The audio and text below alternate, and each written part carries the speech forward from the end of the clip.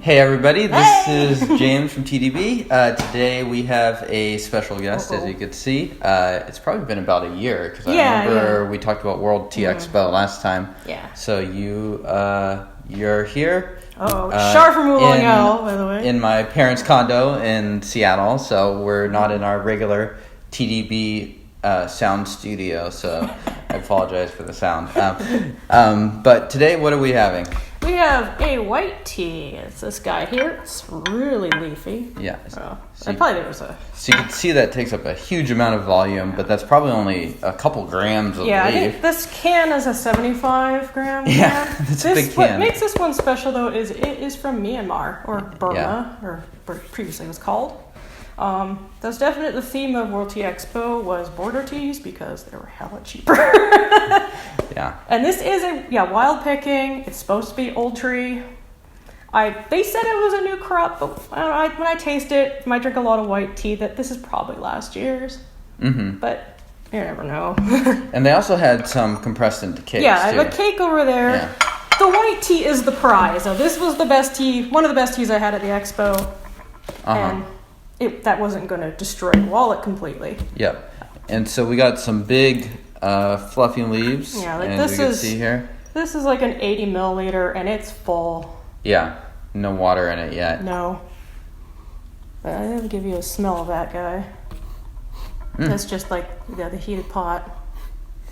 Yeah, so you could definitely smell sort of like the freshness of the leaves, I guess, even though it's not like this year. Still has a pretty strong floral, fragrant aroma to it.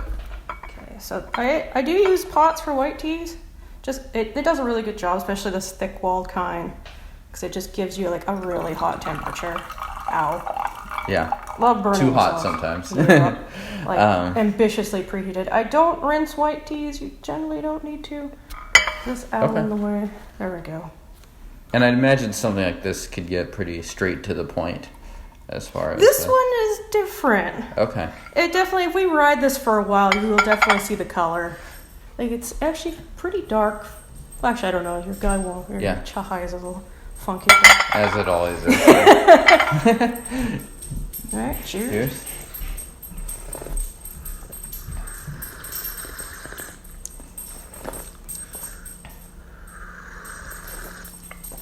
Still gotta open up because it's a lot of freaking big leaves. Yeah, and if you did want to fit more leaves in, you would have to like do what you just did and then take a bunch of these and shove them in. Yeah, I try not to smash it, but you kind of agitate it to kind of have it flutter down into the pot.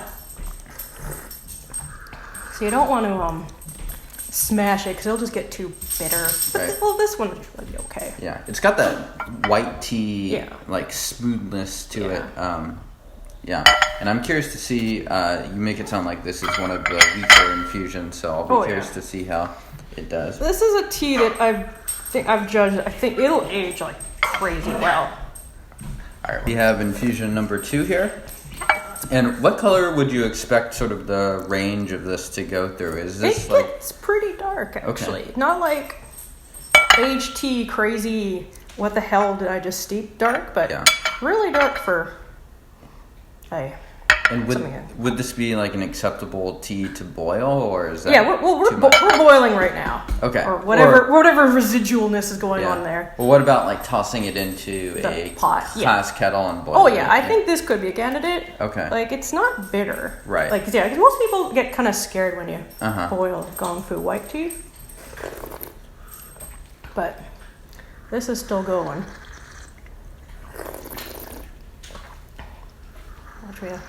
I drink fast, and I want to show you how dark this sucker gets without going too far. And is this normally how you drink it at home with this pot? Well, when I'm vlogging, usually I'll use like hot wine because like this is cheating. This has been like my white tea pot for years now, so it does a good job. Usually I put aged stuff in here, but if it's a good white, it usually does pretty.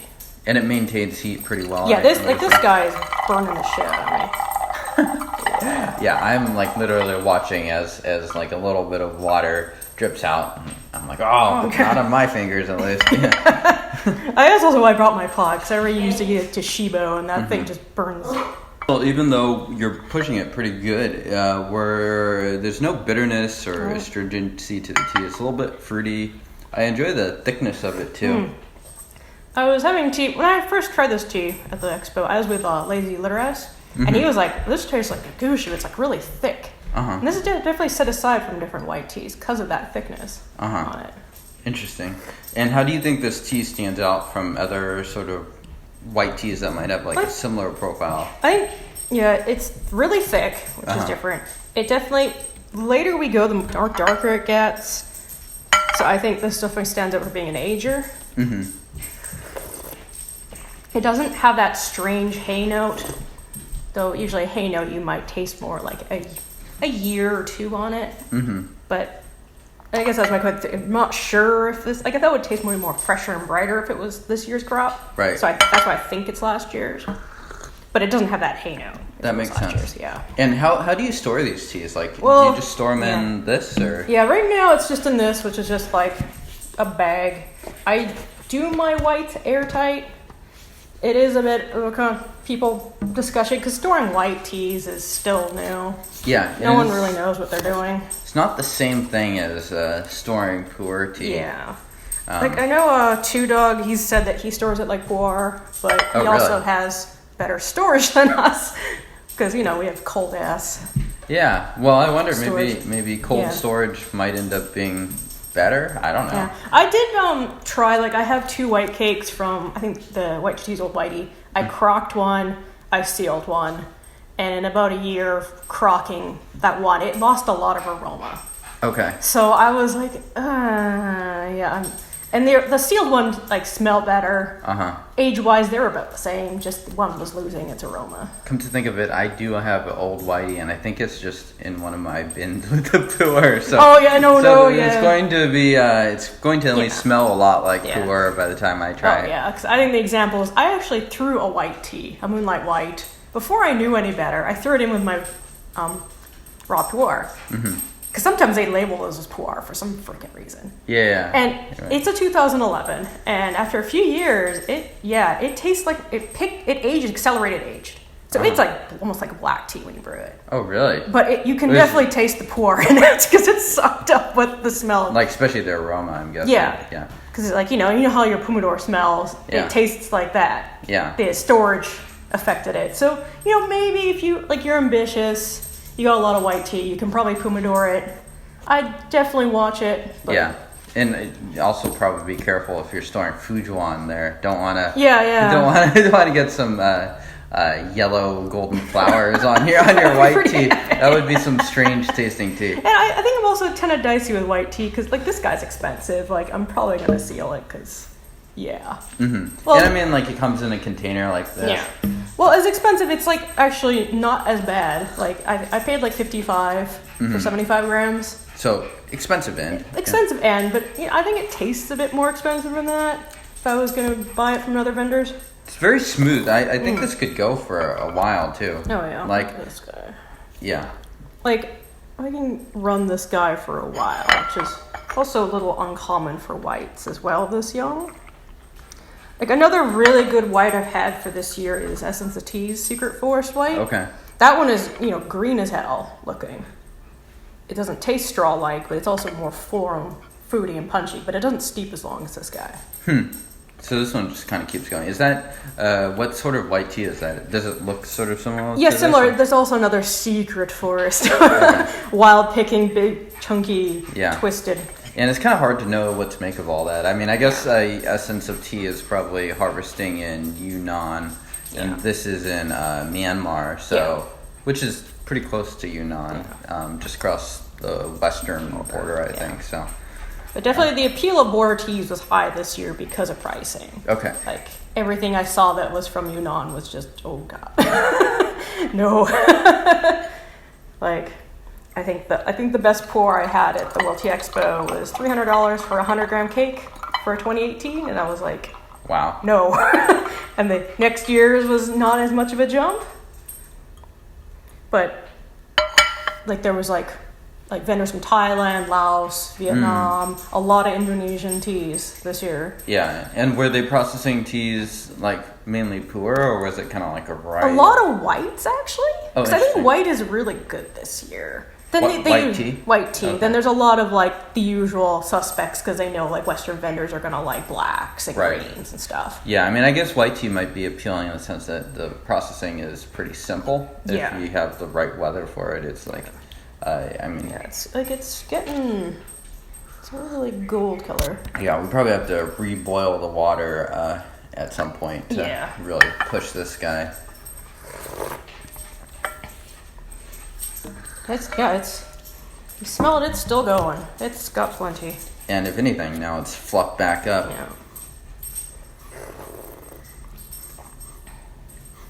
Yeah, still smells quite nice. Yeah. I mean, I think these white teas can be kind of deceptive in the sense that they smell really nice, they smell really fresh, especially right when you harvest them, but like most of them, maybe the exception is Silver Needle, can really take boiling water or something very close to it. Yeah. This is also something like Chinese white teas, or in that sort of, like you definitely, like an Indian white tea is just very close to a green. Yeah, it's just gonna kill you if you boil it. Yeah, and so I guess depending on which white tea it is, it could take a heavier hand or not. I usually at least do 200 Fahrenheit. What is that? Yeah, and 95 Celsius, I think. I don't know. Something like that. Yeah. We're in America here. Celsius, what's that? I'm kind of in like the in between. Canadian, so I have like my time in Canada was like my parents didn't know metric, so it was kind of, I know half and half, but a lot of things I don't know that are in imperial. There we go.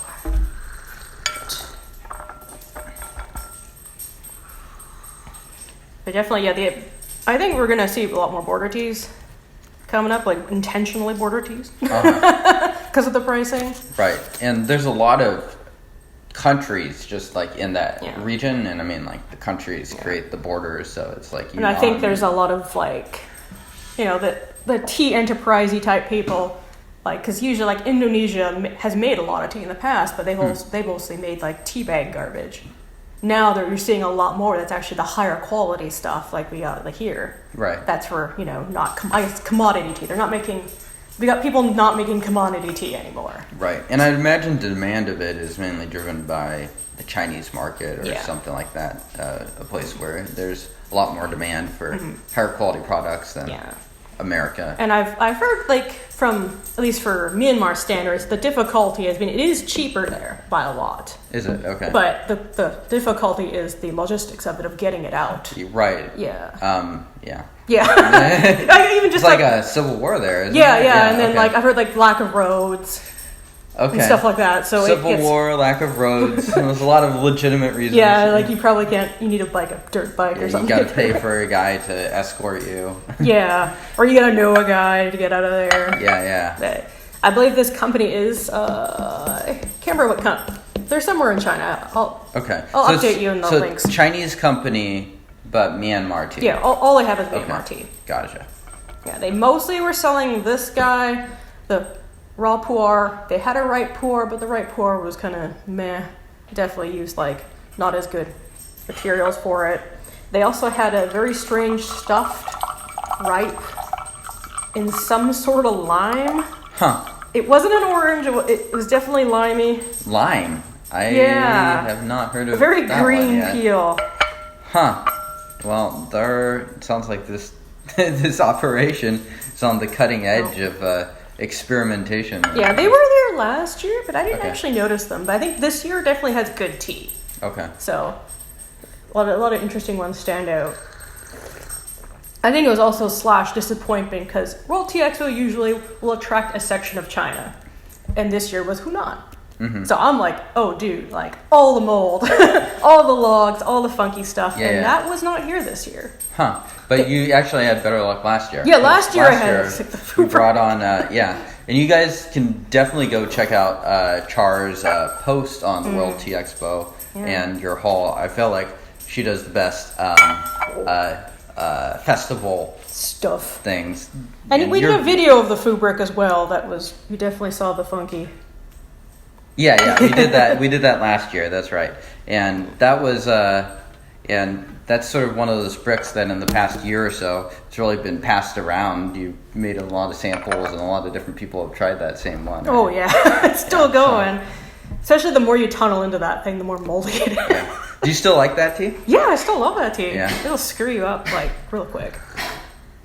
But yeah, this year, like it was Yunnan, so you're expecting logs of every kind, and they rebranded it because, World Tea Expo was a North American audience. Right. So they wanted to see how can we make this tea sell to North Americans, and they went really clean, like heicha, but they pressed it into little coins, like those flat coins you've been seeing a lot lately, and it's super clean, very black tea tasting, but a little funky, and they're, pushing it as a fermented tea. For health benefits of like kombucha fermented funky. And it was really good. It wasn't like, you don't taste the dank, you don't taste the weird. It's not all sticks and craziness you can come used to. Right. And World Tea Expo, it's mainly geared towards more wholesale vendor. Wholesale. Yeah. Is it possible for you to sort of like perceive what like the Western audience is thinking of these things, or? I think they're trying. Like I think it's just them attempting to spin it and see how we accept it. Because we had a big tasting that we tried a bunch of Yunnan teas with a presentation and then promoting, hey, you got to buy it. Yunnan teas, they're amazing. Look what we got, and rate these teas for us. See what you think.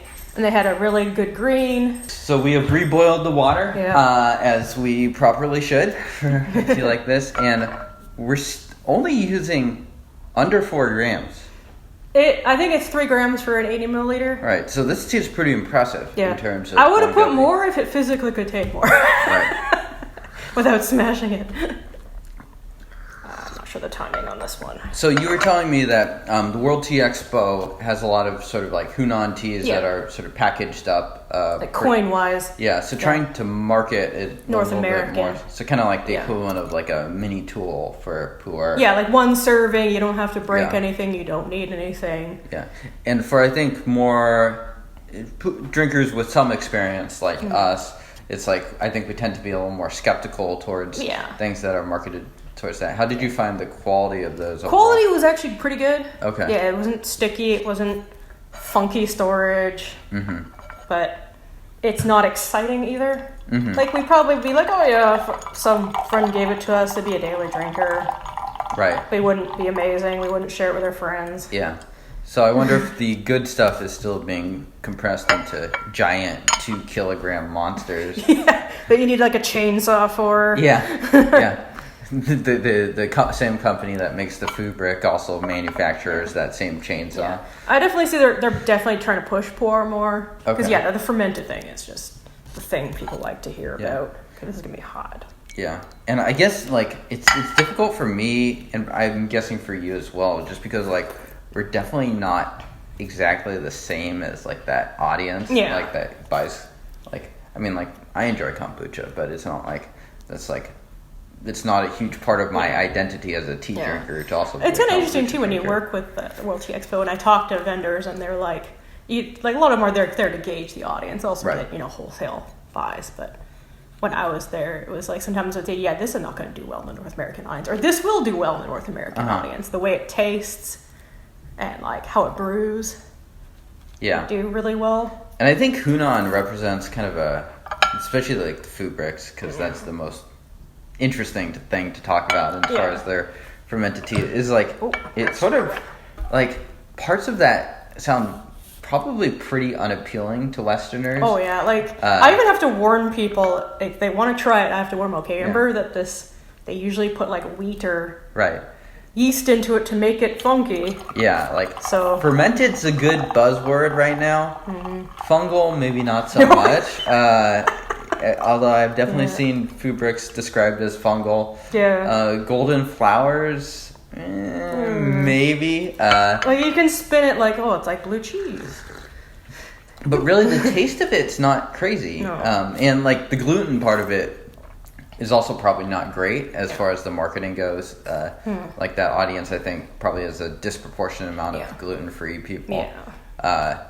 But I don't know. It's an interesting decision, I guess. Like, but it tastes totally different from ripe pu'er or something like that. I definitely think it's more approachable though. Like, you know, you can probably, like, my dad will probably drink it if I give it to him. Yeah. Because it's not scary. Well, its novelty value is high at first because you got a coin, but... Yeah, if you don't explain it, I feel like in many ways it might be friendlier than even like a ripe pu'er, which is like, I don't know if there's a real equivalent in the Western market to ripe pu'ers. No.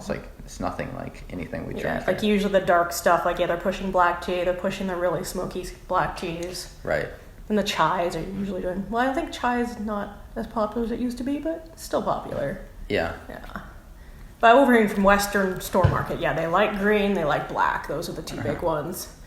And are most of the vendors there, so the people trying to sell it to U.S. companies, are they like Chinese? Are they from all over? Are they mainly all over, international? This year especially because there was just a lot of border stuff. Okay. But a lot of Chinese, a lot of Indian sellers. Okay.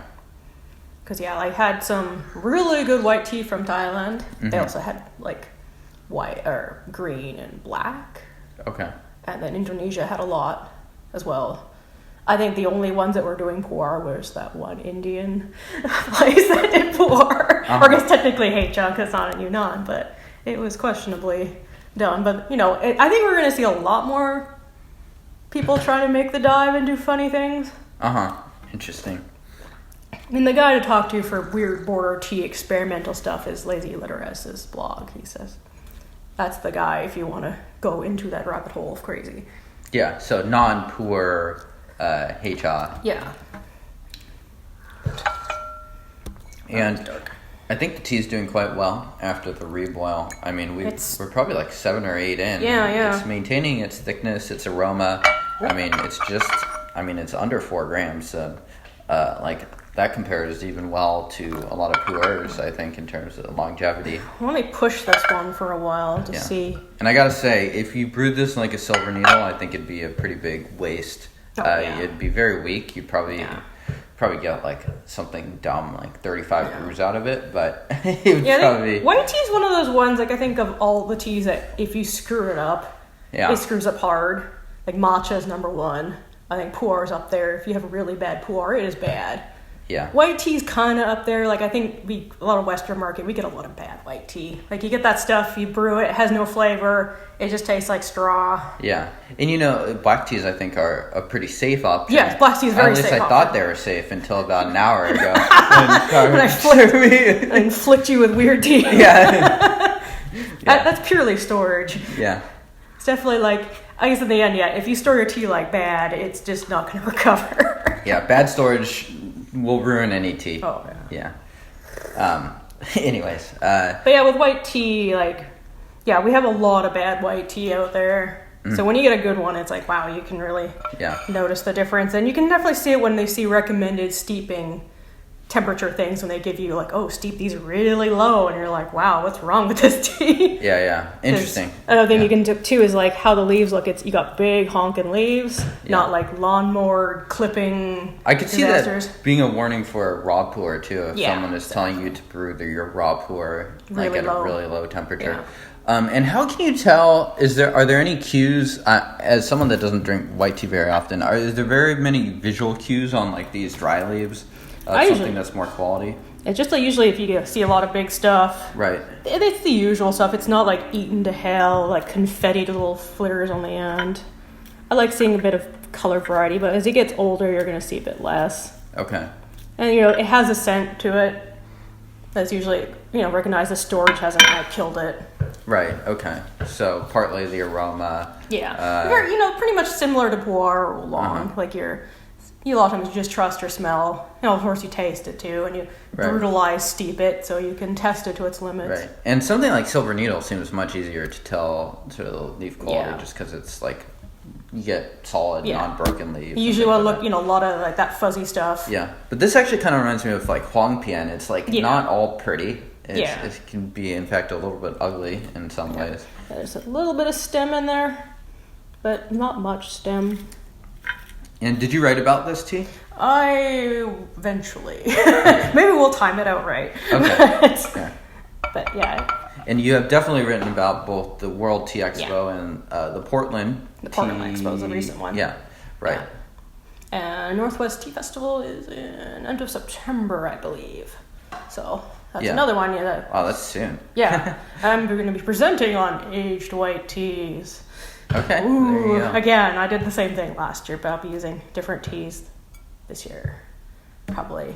Yeah. Yeah, because last year I used a lot of Chinese tea shops, white teas, who's in Vancouver. He's got a really good selection. And now we're in Seattle, it's pretty close to a selection. But I've had a lot of good stuff from healthyleaf.com. Yeah. They SEO bad, so just do healthy-leaf. Yeah, like you actually have to know the URL. Yeah. Most things you can Google. Yeah. But yeah, actually, I had some of those too. Yeah, you reviewed the 2008. Yeah, I was a little bit skeptical of how they would be, and it turned out to be quite a bit better than I expected. Yeah. And then white tea, of course, is a pretty good source of white tea. Although I don't. Yeah. Nothing like super old though. Like I believe the Chinese tea shop in Vancouver has an 80s white.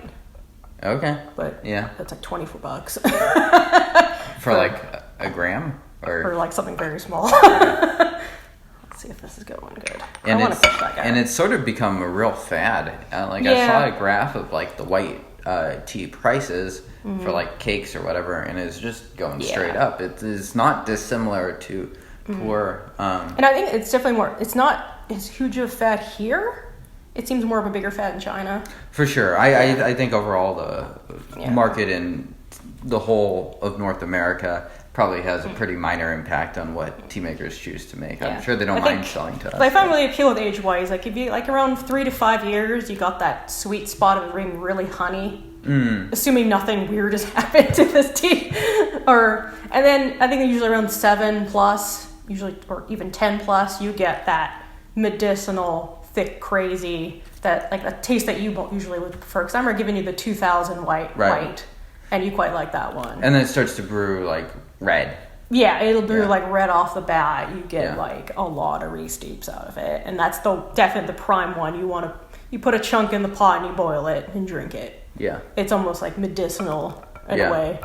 I don't know. They try and sell it as medicinal for whatever reason, but it definitely tastes like a bit medicinal. Very heavy date. Yeah, some people, they're like, medicinal, why would you want to drink that? But for me, medicinal, I'm all in. I'm all in for medicinal. And a bit of the storage flavor on it. Yeah. So it's... Okay, maybe let's see how this guy's dark. So you really push this one? Yeah, boiling water. I'm ripping it with a really hot pot. Like, I think that it's a high fire on this one, I think. So it's doing really good. Hard time seeing the perspective on what the camera sees, but I'm not as experienced of video as you are. Yeah, we will see how this turns out. And it looks like your cup's lighter, so you can definitely. Cheers. Oh yeah, like it's kind of veering towards it a little bit. You can tell like there's a if this had a few years on it, it'd be a lot darker. Right. But it's really dark for a white. It's not bitter. It's got good to it. A little dry, like a touch dry. Nothing that'll freak people out. Yeah. And it's got a lot of kick to it. It's got like its brightness. Mm-hmm. And what is this, like 12? Yeah, then I let it sit in boiling water for however long we were talking and cutting. This might be a TeaDB record of the amount of steeps it's got more in there. Yeah, you just keep pouring and drinking. Yeah, I can. And I mean, like, it's only, it's 3 point something grams. It's pretty absurd how. I don't know, when you get compressed white teas too, that's the deceiving one too. Like, I find those are a little harder to steep because you can overleaf it and not know it. So this tea is extraordinarily bad if you are someone that is trying to, like, make it seem like you're buying less tea to your wife or husband. It's like a big. It's very big for the amount of tea you get. Yeah. So if you're trying to like hide your tea under the bed and condense it, this one just takes up way too much space. Yeah, like I think there's probably like 60 or 50 grams left, and it's like. And look at that. Yeah. It's like if I had a whole oolong, that'd be like 300 grams or something like that. It's I do prefer cakes because at this point, like, I'm acquiring a lot of white. Like like when people see my spreadsheet, I sometimes will post my tea stash. I don't have many whites, but what they don't know is I'm buying whites by like the kilo and storing it. So you actually do own a lot of whites. I do a lot of own white. It's probably whites my most volume tea. Okay. But I have a lot of pu'er cakes, which are quite big. But when you have like they're condensed, so if you are hiding your tea under the bed, pu'er, it's okay. Yeah, when you're buying like 8 ounces, might not age well. But you have like 8 ounces of loose white in a bag. It's kind of scary. Yeah, if you like lie down on your bed and then it's just like you hear the leaves breaking, you've gone way too far. Oh yeah. But that's never happened to me. I do not. I have not bought kilos of light tea. Yeah. But I think this one's actually very, definitely one of the better ones we've had on TeaDB before. The 2008 you had was pretty good, but this is not. This is like 2017 probably, maybe 2018. And usually I expect them to go, I don't know, like 8 infusions if it's a pretty good one. Yeah, 8 infusions is pretty good. But this one is a lot. Yeah. So I had I think a few of the new Yunnan sourcing whites I've had were about 4 or 5. But you get some pretty good infusions. Usually it dies because there's no flavor left in it. Okay. But yeah, this is just gonna keep going. Yeah. And Char, where can someone find out more about you or read about? I blog at oolongowl.com. I'm on Instagram, Twitter, and Facebook. A lot of Instagram story stuff. Very active when there's like a local tea festival coming up. Yep. So next one will be the Northwest Tea Festival. Yeah, and you get the posts out very quickly. Yeah, usually the next day or two. Yeah, depending on my sanity. Yeah, I remember you told me that you used to go into your hotel and do it that night. But you don't do that anymore. No, I'm bringing a laptop when traveling, like especially to a festival I have to travel to. Yeah, I bet. And it's harder too because like the more you're in like the tea community, the more it becomes more of a social gathering. So all of a sudden, you've got after parties to go to, and I was presenting too, and that adds a bit of stress as well. Yeah. But yeah, the after parties usually add up, and then you're like, oh shoot, I'm home at 9 or not at 9, still drinking tea somewhere. Yeah, and after parties, after tea festivals, I'm not sure how many they drink beers or whatever, but there's almost always tea being served. There might be wine. Yeah. The last one I went to, it was just pizza and never-ending tea, and usually I'm like, I don't drink tea past 5 p.m. and this is like 8 p.m. and I'm drinking stuff that will screw you up. Yeah. And you have just been drinking tea all day. And drinking all day. Yeah. And you got to write about it. Like, I don't write the day of anymore. It's just too much. Yeah.